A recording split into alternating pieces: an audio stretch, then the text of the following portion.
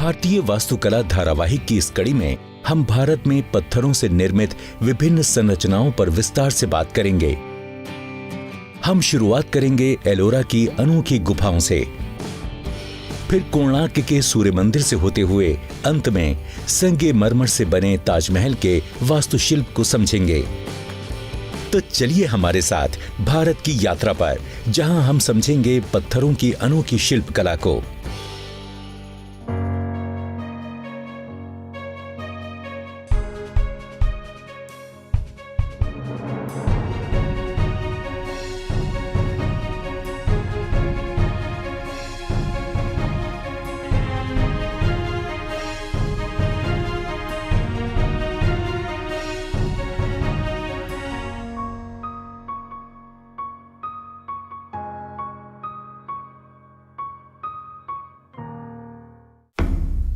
भारत में इंसान के कहीं पर भी बसने के शुरुआती सबूत मेसोलिथिक युग के हैं। इन्हें हम प्रागैतिहासिक स्थल भीमबेटका में देख सकते हैं। भीमबेटका मध्य प्रदेश में स्थित एक विश्व विरासत स्थल है। यहां विंध्य पर्वतों की बलुआ पहाड़ियों में 700 से भी अधिक गुफाएं और शैलाश्रय मिले हैं। ये सभी भारत में इंसान के बसने के आरंभिक साक्ष्य हैं।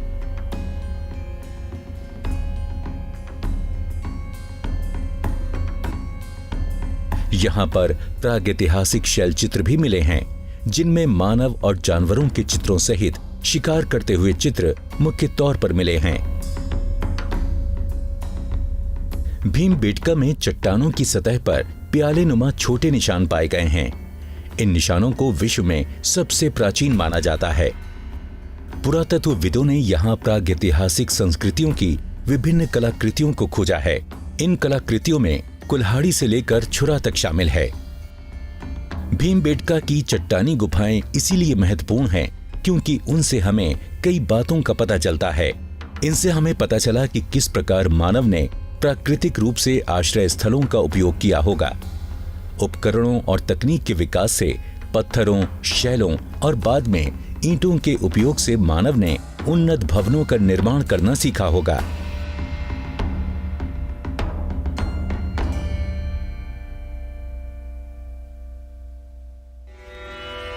हालांकि भारत में हड़प्पा सभ्यता के बाद किलों के निर्माण में पत्थरों का उपयोग बड़े पैमाने पर किया गया, लेकिन लगभग 2000 साल तक विशाल इमारतों के निर्माण में इनका उपयोग नहीं किया गया। हमें इस बात के कोई साक्ष्य नहीं मिले हैं।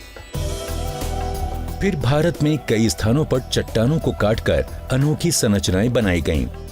इन खूबसूरत स्मारकों का अध्ययन करने पर हम हैरान रह जाते हैं कि उस समय भारतीयों ने अभियांत्रिकी, डिजाइन और योजना कौशल से किस तरह पहाड़ों को काटकर और चट्टानों को तराशकर विशाल मंदिर परिसरों का निर्माण किया होगा।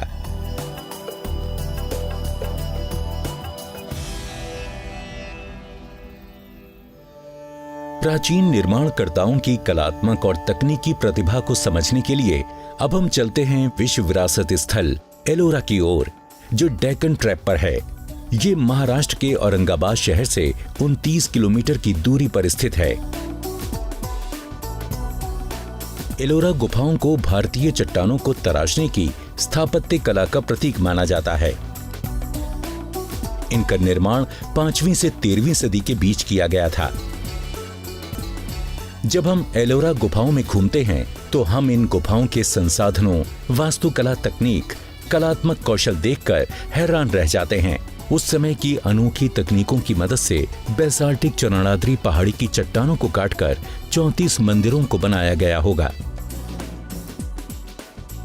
इन गुफाओं में विभिन्न धर्मों के पवित्र मंदिर हैं। यहाँ ब्राह्मणवादी, बौद्ध और जैन धर्म की गुफाएं हैं। हालांकि ये स्पष्ट नहीं है कि इन मंदिरों के संरक्षक कौन थे, लेकिन इन गुफाओं के अभिलेखों से पता चलता है कि राष्ट्रकूट, दंतीदुर्ग राजाओं और कुछ अन्य दानी व्यक्तियों ने इन्हें बनवाया होगा। ऐतिहासिक रूप से इनमें से अनेक स्मारकों का निर्माण एक अन्य राष्ट्रकूट राजा कृष्ण प्रथम द्वारा करवाया गया था। अगर हम दक्षिणी छोर से शुरू करें तो कालक्रम के अनुसार बौद्ध गुफाओं की संख्या 1 से 12 तक है। अधिक जटिल नक्काशीदार ब्राह्मणवादी गुफाएं 13 से लेकर 29 नंबर की हैं। इसके बाद आने वाली जैन गुफाओं की संख्या 30 से 34 तक है। उत्तर की ओर जाने पर गुफाएं अधिक सुस्पष्ट और विशाल होती जाती हैं। एलोरा की सबसे प्राचीन ब्राह्मणवादी गुफा 600 ईस्वी की है। यह समय बौद्ध काल का मध्य युग था। इन बौद्ध गुफाओं को सबसे प्राचीन माना जाता है। साक्ष्य इस ओर इशारा करते हैं कि यह क्षेत्र व्यस्त व्यावसायिक मार्ग दक्षिण पथ पर स्थित था, जो पाटलिपुत्र से प्रतिष्ठान तक उत्तर दक्षिण को जोड़ने वाला एक प्राचीन रास्ता था। इन सभी कारणों को देखते हुए कहा जा सकता है कि एलोरा कलात्मक, धार्मिक और आर्थिक जीवन का एक संपन्न केंद्र था। अब हम जानेंगे कि ये गुफाएं कैसे बनाई गई होंगी। हैरान कर देने वाला तथ्य ये है कि गुफाओं का उत्खनन शीर्ष से आधार की ओर किया गया है। निर्माणकर्ताओं ने पहले छतें बनाई और फिर नीचे के हिस्सों को। यहाँ चट्टानों को बेहद सावधानी से तराशा गया था। इन पहाड़ियों पर ज्वालामुखीय बेसाल्टिक संरचना को डेक्कन ट्रैप नाम से जाना जाता है। आप यहाँ कुछ स्थानों पर लावे के बहाव से बनी नालियों को देख सकते हैं, विशेषकर गुफा नंबर 32 में। बहुत अधिक गर्म होने के कारण इन नालियों का रंग भूरा लाल हो गया है। लावा प्रवाह की प्रकृति और खनिजीय अवयवों की मात्रा के अनुसार चट्टानों के निर्माण और गुणों में अंतर देखा जा सकता है। इसीलिए बारीक कामों की सुंदरता को यहां साफ तौर पर देखा जा सकता है। निर्माणकर्ताओं ने उन स्थानों को चुना जो मूर्तियों को तराशने और चट्टानों की कटाई के लिए आदर्श थे। साथ ही प्राचीन निर्माणकर्ताओं ने उत्खनन और चट्टानों को तराशने के दौरान चट्टानों में बने क्षैतिज और ऊर्ध्वाधर जोड़ों का भी पता लगाया। इस काम के लिए बेसाल्टिक चट्टान उपयुक्त थी।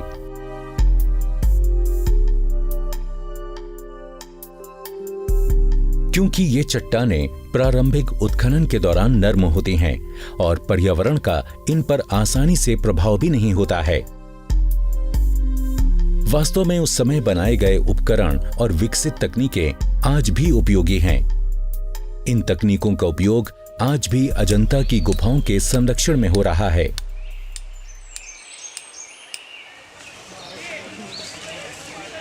इन छेनियों का आकार अलग अलग है। बड़ी छेनियों का उपयोग पत्थरों के ब्लॉक के लिए किया जाता है, जबकि छोटी और पतली छेनियों का उपयोग मूर्ति तराशने और बारीक काम करने के लिए किया जाता है।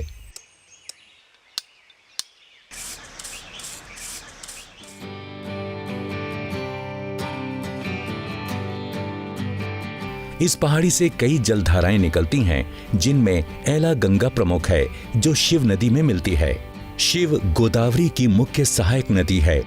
एला गंगा मानसून के दौरान अपने चरम पर होती है। बैराज के ऊपर से बहने वाला पानी गुफा संख्या 29 के पास सीता की नहानी पर एक झरने के रूप में गिरता है। लेकिन जिस समय हम यहाँ आए तो यह स्थान सूखा था। इस इलाके में पानी की उपलब्धता एलोरा के विकास में महत्वपूर्ण साबित होती है। असल में पानी के कारण ही यह क्षेत्र व्यावसायिक मार्ग के महत्वपूर्ण पड़ाव का बिंदु था। प्राचीन निर्माणकर्ताओं ने गुफाओं के दोनों ओर पानी जमा करने के प्रबंध किए थे। इन बड़े टैंकों को बनाने के लिए पत्थरों को खोद कर निकाल दिया गया। यहाँ पर इन्हीं ठोस पत्थरों से नालियों का जाल बनाया गया, ताकि बारिश का पानी इनमें से बहकर टैंक में पहुंच जाए।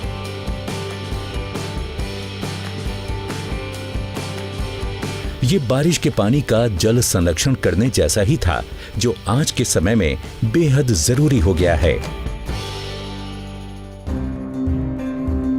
यहां बनी आश्चर्यजनक संरचनाओं में से एक है कैलाशनाथ मंदिर। इसे 8वीं सदी में बनाया गया था। इसे बनने में 100 साल लगे। इसे एक ही चट्टान को काटकर बनाया गया था। पूरे एलोरा में पत्थरों पर लोहे की छेनियों के निशान देखे जा सकते हैं। ये 30 मीटर ऊंचा, 45 मीटर चौड़ा और 85 मीटर गहरा है, जो एथेन के पार्थेनॉन से लगभग दुगनी जगह में बना है। इस मंदिर को तीनों तरफ से पहाड़ियों से घिरी एक विशाल चट्टान को 3 विशाल खाइयों को तराश कर बनाया गया। मंदिर की बाहरी दीवार काफी चौड़ी है और इसमें लंबवत अनेक कक्ष बने हैं, जिन पर नृत्य करते शिव और गरुड़ पर सवार विष्णु की मूर्तियां बनी हैं। कैलाश मंदिर की स्थापत्य कला की जटिलता को समझने के लिए इसकी वास्तुकला को समझना बहुत जरूरी है। इसके साथ ही शिल्पियों द्वारा बारीकी से किया गया काम भी सराहनीय है। दिलचस्प बात यह है कि यहाँ उपयोग होने वाली वास्तुकला की विशेषताओं और निर्माण की तकनीकों को आज भी हम आधुनिक इमारतों में देख सकते हैं। मंदिर के मुख्य प्रांगण में 16 स्तंभों वाला मंडप या हॉल है। एक नंदी मंडप है और एक गोपुर है जिसे मंदिर के शीर्ष पर बनाया गया है। ये सभी एक ही चट्टान से निर्मित पुलों से जुड़े हैं। इस एकल चट्टान में कहीं एक भी जोड़ नहीं है। पुल के दोनों ओर स्थित सीढ़ियां मुख्य मंदिर को मंडप से जोड़ती हैं। सीढ़ियों की उत्तरी दीवार पर महाभारत काल की कहानियां उकेरी गई हैं। दक्षिणी दिशा में रामायण के दृश्यों को देखा जा सकता है। बरामदे के दक्षिणी तरफ एक 3 मंजिला गुफा है। इसकी संरचना में बालकनी और सीढ़ियां हैं। ये मूर्तियां जीवन दर्शन को व्यक्त करती हैं और इनमें जीवन की तृष्णा को समझाया गया है।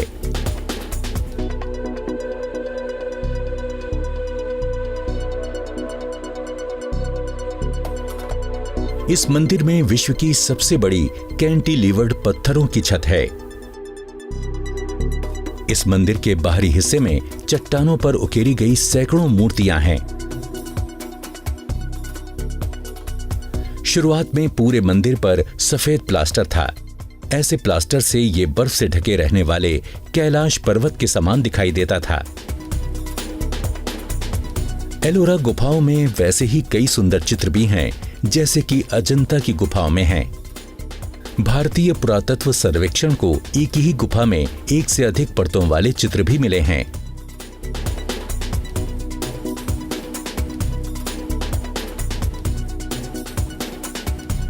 कैलाश मंदिर की योजना, वास्तुकला और निर्माण वास्तव में मानवीय प्रतिभा की महत्वपूर्ण उपलब्धि है। तो चलिए अगले पड़ाव पर जाने से पहले कुछ देर हम छेनी की इस अनोखी संरचना का आनंद उठाते हैं।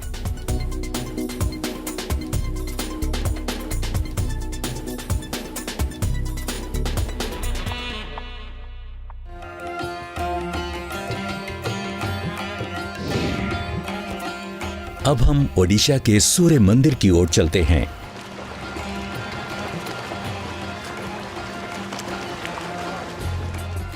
इस मंदिर का निर्माण 1250 ईस्वी में राजा नरसिंह देव ने करवाया था।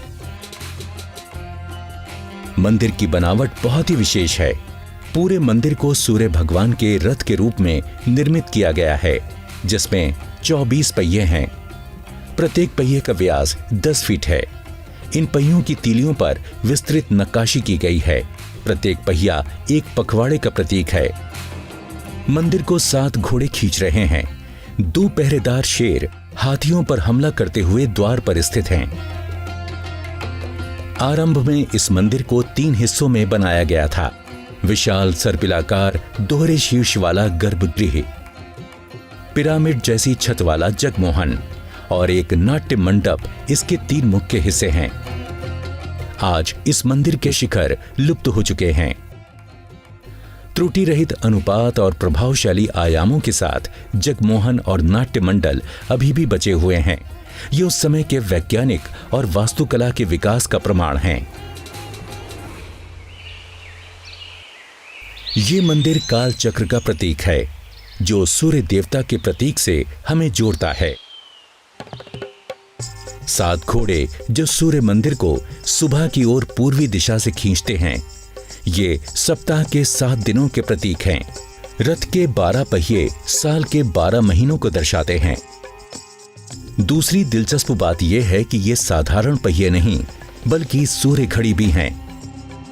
कोई भी केवल पहियों की छाया को देखकर सही समय का अंदाजा लगा सकता है।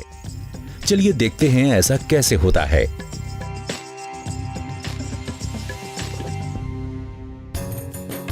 प्रत्येक पहिए में 8 तीलियां हैं, जिनमें 24 घंटों को 8 बराबर भागों में बांटा गया है, जिसके अनुसार 2 तीलियों के बीच का अंतराल 3 घंटे का है। इस प्रकार कुल 8 लघु तीलियां हैं। प्रत्येक तीली 90 मिनट को दर्शाती है। पहियों के किनारों को छोटे मनकों से चिन्हित किया गया है। बड़ी और छोटी तीलियों के बीच 30 मनके हैं। अगर 90 मिनट को 30 से विभाजित करते हैं तो हमें प्रत्येक मनके का मान मिलता है 3 मिनट। ये मनके काफी बड़े हैं, जिससे मनके के मध्य में या फिर मनके के किनारों पर पड़ने वाली छाया को देखा जा सकता है। इससे हम आगे भी समय को सटीकता से माप सकते हैं। आइए अब इस तकनीक को विस्तार से समझते हैं। क्या होता होगा जब सूर्य दीवार के इस तरफ नहीं चमकता है, तो इससे हमें दोपहर में समय कैसे पता चलेगा? इसके लिए हम दूसरी ओर चलते हैं, जहां दूसरी सूर्य घड़ी है।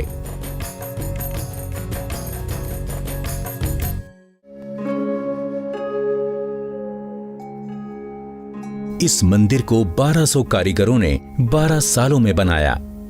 साक्ष्यों से पता चलता है कि 3 विभिन्न प्रकार के पत्थरों का उपयोग इस मंदिर के निर्माण में हुआ है। कॉन्डलाइट एक तरह की रूपांतरित चट्टानें हैं, जिन्हें मंदिर के बड़े भाग में उपयोग किया गया था। क्लोराइट, इसका उपयोग दरवाजों और कुछ मूर्तियों में किया गया था, और लेटेराइट का उपयोग मंदिर के अंदरूनी हिस्सों, नींव, सीढ़ियों और मंच के केंद्र में किया गया था। पत्थरों को सुचारू रूप से एक दूसरे के ऊपर क्षैतिज रखा गया है और इन्हें आपस में लोहे की क्रैम्स और गिट्टियों से जोड़ा गया है। कारीगरी इतनी बेहतरीन की गई है कि ये जोड़ आसानी से दिखाई नहीं देते। जोड़ लगने के बाद ही इन पर डिजाइन उकेरा गया था।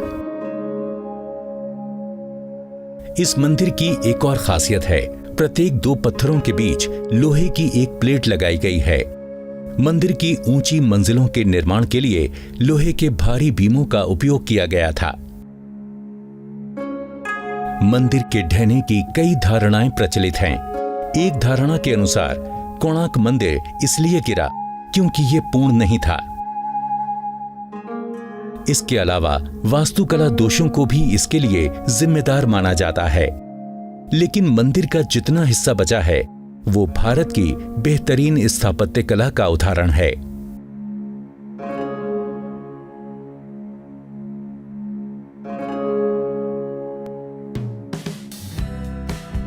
हमारे अगले पड़ाव की ओर जाने से पहले हम जल्दी से भारत में पत्थरों की संरचनाओं पर एक नजर डालते हैं। गोवा के कई प्रतिष्ठित चर्चों को लेटेराइट पत्थर से बनाया गया है।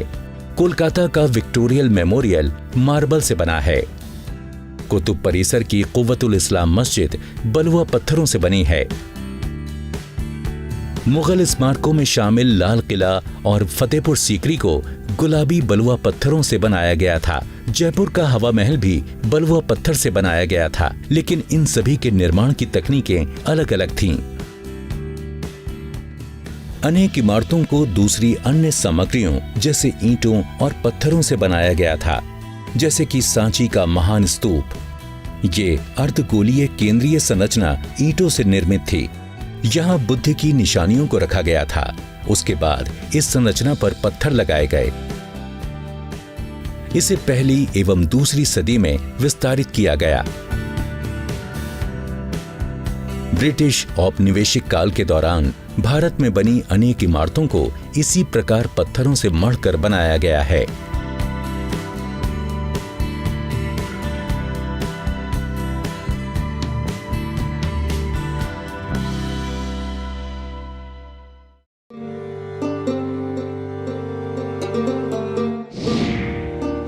भारत में पत्थरों से बने स्मारकों की बात ताजमहल के बिना पूरी नहीं हो सकती।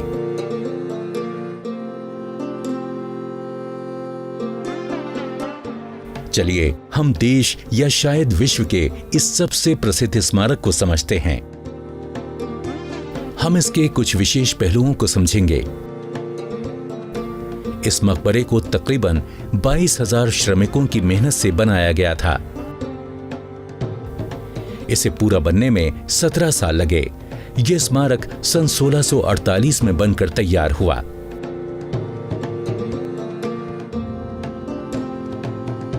ये बात ध्यान रखने की है कि मुगल काल की अधिकतर इमारतों के निर्माण में बाहरी स्तर पर लाल पत्थरों का उपयोग किया गया।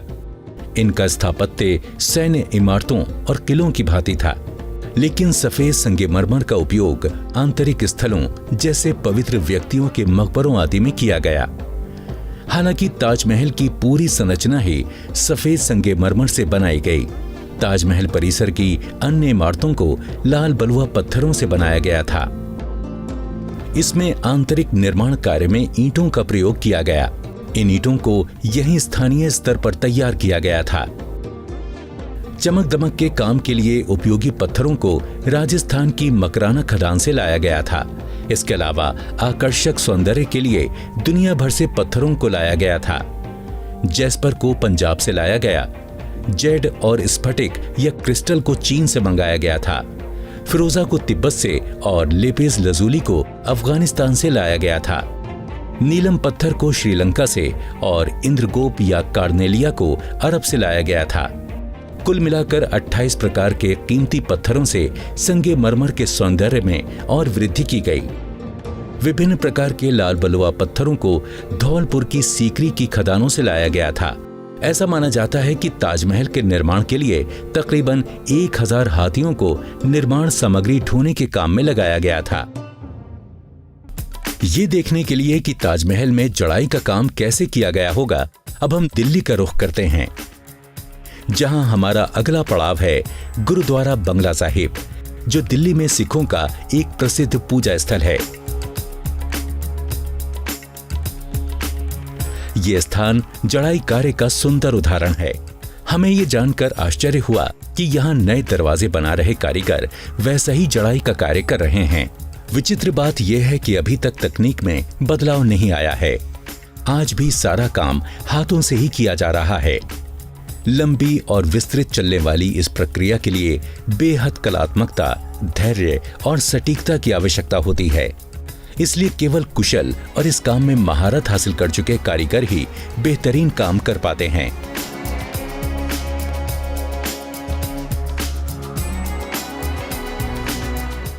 चलिए कुछ मिनट हम उन स्मारकों के महत्व के बारे में सोचें जिन्हें हमने इस एपिसोड में देखा है। आमतौर पर कलाकारों, कारीगरों, राजमिस्त्रियों और वास्तुकारों को भुला दिया जाता है, लेकिन यही वो शिल्पकार हैं जिन्होंने अपने कौशल, ज्ञान और तकनीक से ऐसी संरचनाओं का निर्माण किया जो आज तक हमें आकर्षित और आनंदित करती हैं।